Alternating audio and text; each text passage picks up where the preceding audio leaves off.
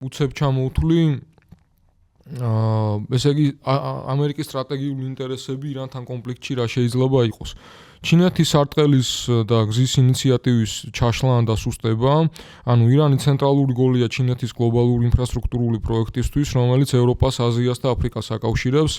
კონკრეტულად ჩაბაჰარის პორტი, ინდოეთისა და ჩინეთისთვის სტრატეგიული პორტი, რომელიც პაკისტანის გვირაბების გვერდის ავლით აწვდის საქონელს ცენტრალურ აზიაში. სახმელეთო კორიდორები ირანი აკავშირებს ჩინეთს თურქეთთან, ევროპასთან და სირიის ერაყის გავლით ხმელთაშუა ზღვამდე.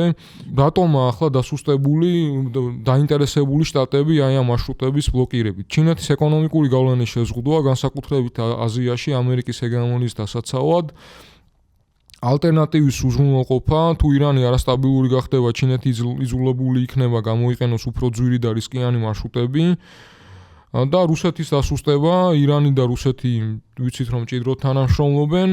ირანი უზრუნველყოფს დრონებსა და სარაკეტო ტექნოლოგიებს რუსეთისთვის უკრაინის ომში. ორივე ქვეყანა ეწინააღმდეგება დასავლურ სანქციებს და ქმნის პარალელურ ეკონომიკურ სისტემას.